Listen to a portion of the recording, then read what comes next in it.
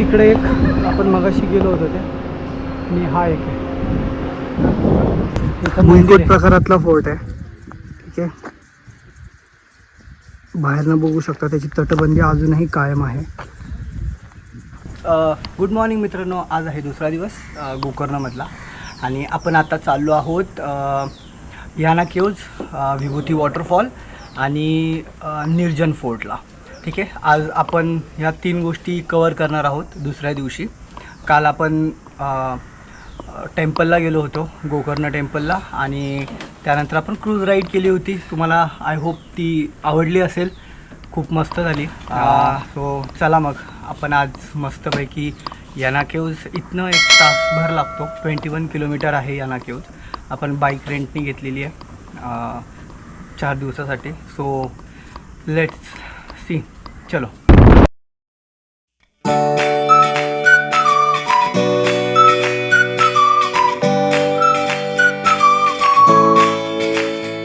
नाश्ता करायला थांबलो, पुरी भाजी घेतली आपण आणि हे इडली सांबार. सो चला खाऊया आणि पुढे राहू. गोकर्णकडून याना केव्जकडे जाणारा रस्ता हा खूप अप्रतिम आहे. रस्त्यालगत असणारी उंच उंच झाडी आणि घनदाट जंगल यामुळे हे अंतर सहजच पार होते. सो अशा प्रकारे आपण आत्ता 42 किलोमीटर्सचं ट्रॅव्हलिंग करून याना केव्जच्या इथे आलेलो आहे. हा त्याचा एंट्रन्स आहे. चला पुढे जाऊ. गाडी पार्क करती येते.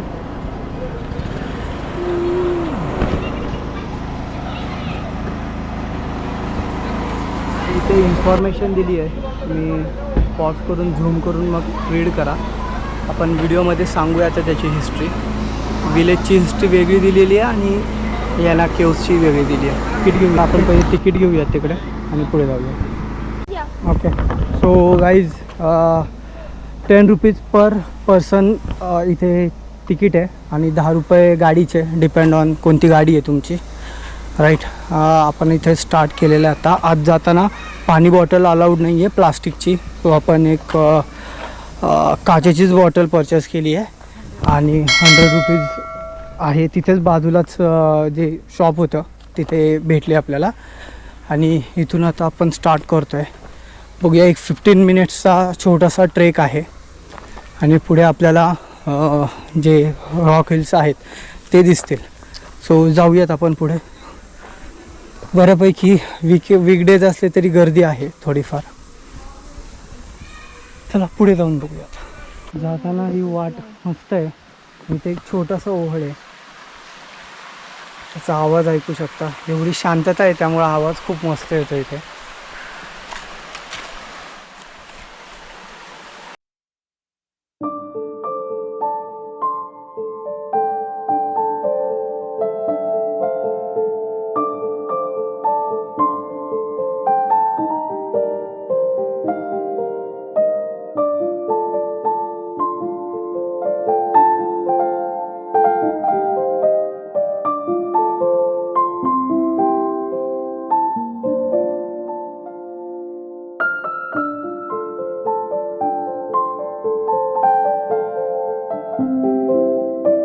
बापरे, केवढं आहे.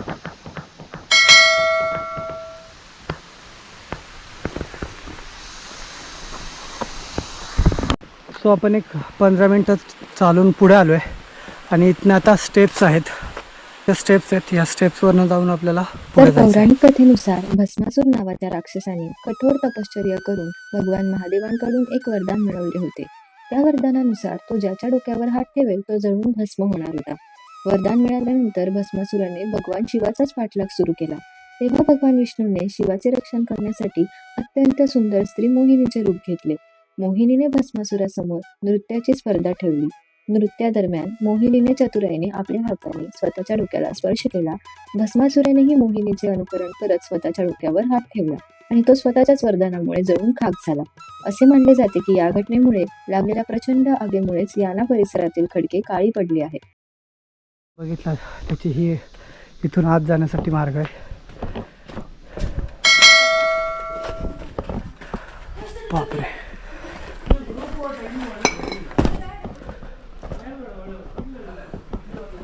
गुफासारखं आहे पूर्ण.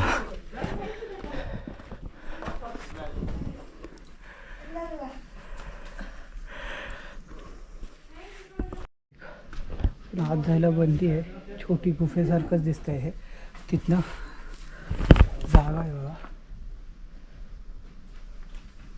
थोडं रिस्की आहे मे बी, त्यामुळे याला लॉक घालून ठेवलेलं आहे.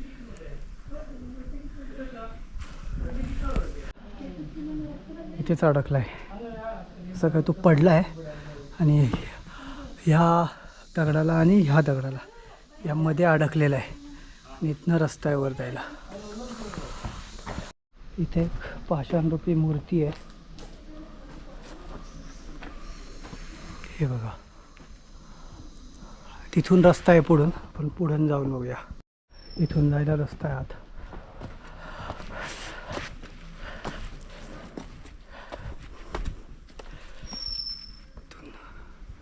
या रॉकमधून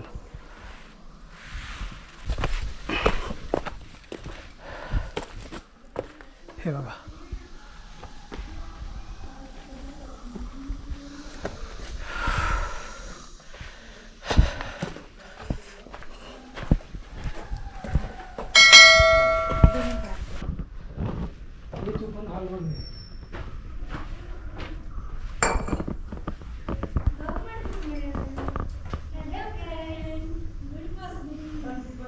हा दगडाचा प्रकारच वेगळा आहे. हात लावूनच कळतं. आपला जो नॉर्मल दगड असतो तो नाही आहे.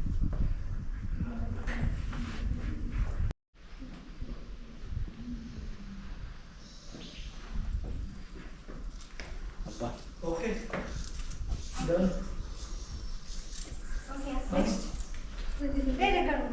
रेश्मा रेश्मा रेश्मा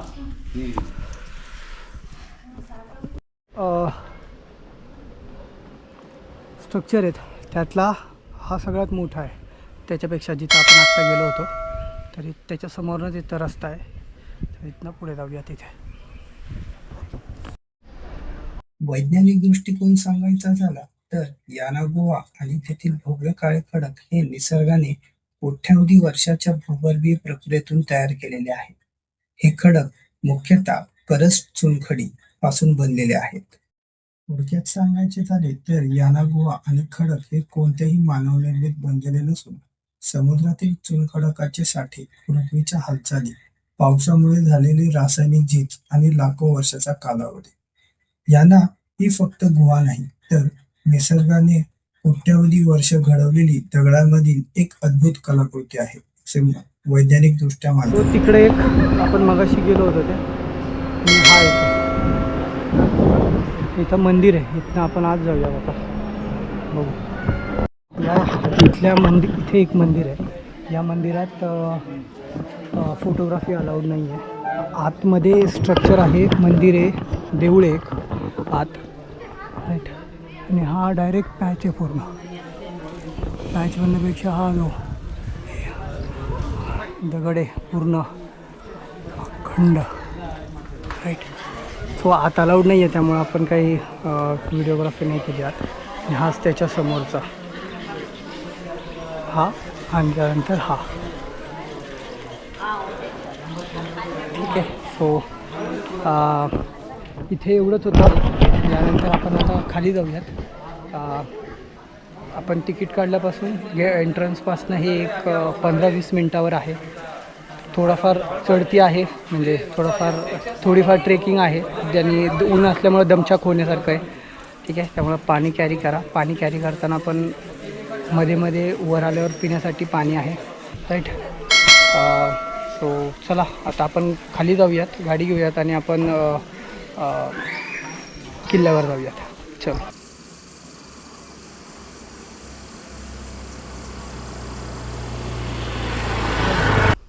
आहे निर्जन फोर्ट. गोप्रो आत अलाउड नाही आहे. मोबाईलमध्ये व्हिडिओग्राफी करायला देतात. तर आपण आयफोनमध्ये करूयात व्हिडिओग्राफी. ठीक आहे. ब्लॉग आपला आयफोनमध्ये करूयात शूट. तर म्हणजे ही रिस्ट्रिक्शन आहे की आत कॅमेरा असा अलाउड नाही आहे. मोबाईल अलाउड आहे. त्यांनी तुम्ही व्हिडिओ वगैरे काढू शकता. चला आलो आपण इथे. दुपारचे 3 वाजलेत. ऊन आहे पण. मिरजान किल्ला हा कर्नाटकातील उत्तर कन्नड जिल्ह्यात अघनाशिनी नदीच्या काठी वसलेला एक ऐतिहासिक किल्ला आहे. गोकर्णपासून सुमारे 21 ते 22 किमी अंतरावर असलेला हा किल्ला आपल्या भव्य वास्तुकला, गुप्त मार्ग आणि समृद्ध इतिहासासाठी प्रसिद्ध आहे. इतिहासातील सर्वात प्रसिद्ध मतानुसार हा किल्ला 16व्या शतकात राणी चेन्नभारदेवी यांनी बांधला. त्या गेरसोप्पा राज्याच्या राणी होत्या आणि तब्बल 54 वर्षे राज्य केल्यामुळे त्यांना भारतातील सर्वात दीर्घकाळ राज्य करणाऱ्या राण्यांपैकी एक मानले जाते. मिर्जान किल्ल्यावर अनेक राजवटींचे नियंत्रण होते. विजयनगर साम्राज्य, गेरसोप्पा नायक, बिजापूर सुलतान, मराठा साम्राज्य, ब्रिटिश सत्ता, व्यापार आणि समुद्री मार्गांवर नियंत्रण मिळवण्यासाठी या किल्ल्याचे मोठे सामरिक महत्त्व बघितलं होते. तुम्ही तर सध्या तरी लोखंडी गेट आहे. इथे बघा वर ॲक्सेस आहे आपल्याला. हा किल्ला विजयनगरचं जे साम्राज्य होतं त्या साम्राज्याच्या आधिपत्याखाली सुद्धा होता काही वेळ. त्यानंतर ज्यावेळेस विजयनगराचं साम्राज्य एका लढाईमध्ये हरलं, त्यानंतर हे मराठ्यांच्या आधिपत्याखाली सुद्धा आलेला होता हा किल्ला. एक बुरुज आहे हा. या बुरुज नंतर इथून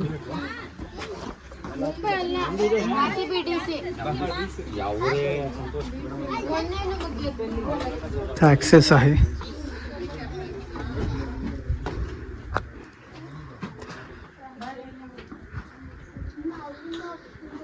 याचं बांधकाम चिऱ्या प्रकारामध्ये केलेलं आहे, जे मोस्टली कर्नाटक, केरळ, कोकणात जे चिरे वापरले जातात त्यामध्येच याचं बांधकाम झालेलं आहे.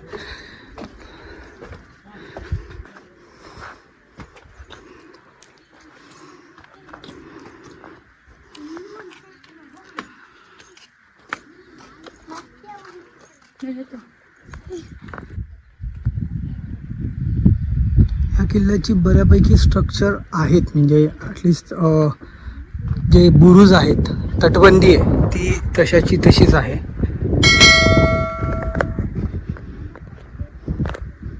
इथे रिस्ट्रिक्शन्स आहे. खतरनाक क्षेत्र,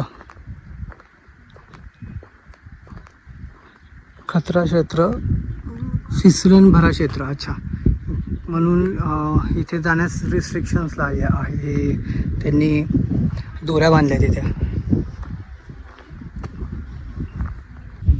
ओके, इथे आपण आल्यानंतर सरळच आपल्याला इथे एक आत जाताना रस्ता दिसतोय, त्याला कुलूप आहे. आपण बघूयात ते काय आहे नक्की.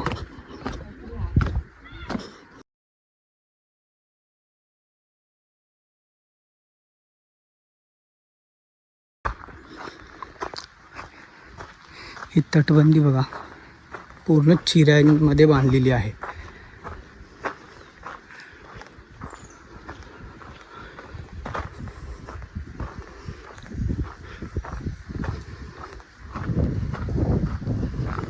आपल्या महाराजांच्या किल्ल्यांवर जसे शत्रूवर चाल करण्यासाठी किंवा बाण मारण्यासाठी जे स्ट्रक्चर्स असतात त्याच्याशीच काहीसं मिळतं होतं.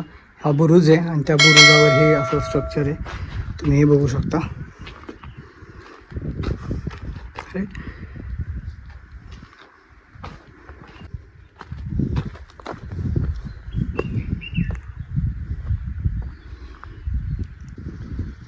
हा किल्ला खूप असा ॲक्सेसिबल आहे, म्हणजे तुम्ही कुठल्याही शत्रूने वगैरे चाल केली तर तो सहजरित्या किल्ल्याच्या दरवाजापर्यंत पोहोचू शकतो. एवढा सोपा ॲक्सेस असलेला किल्ला आहे हा.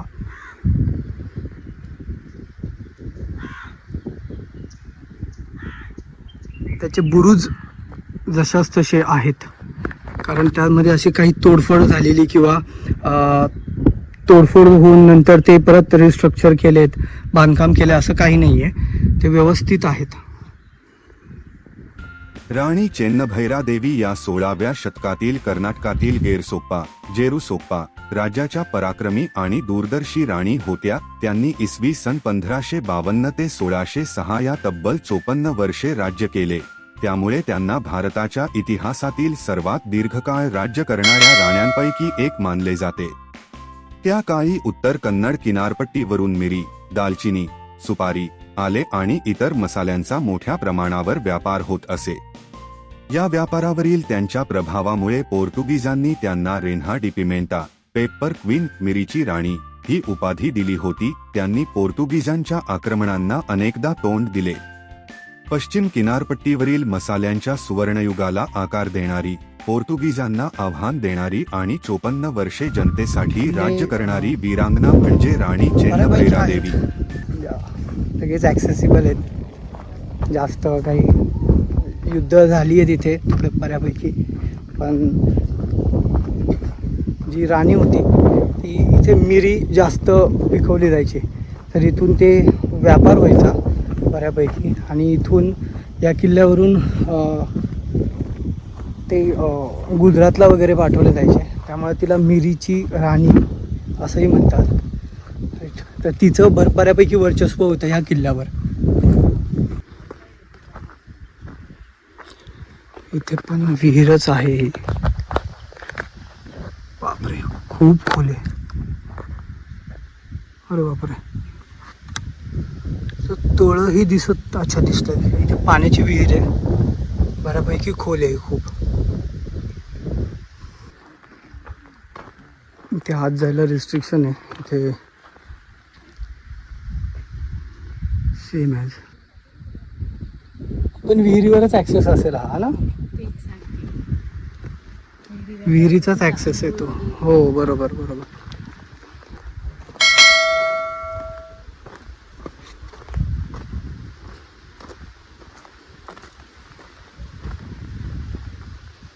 मंदिर आहे, मंदिर आहे देवीचं. मस्त आंब्याच्या झाडाखाली गार वाटते इथे. ही किल्ल्याची तटबंदी. हा किल्ल्याचा दुसरा भाग म्हणजे ही तटबंदी, ही पडली आहे तटबंदी थोडी. या हे बाहेरचा व्ह्यू आहे हा किल्ल्याच्या.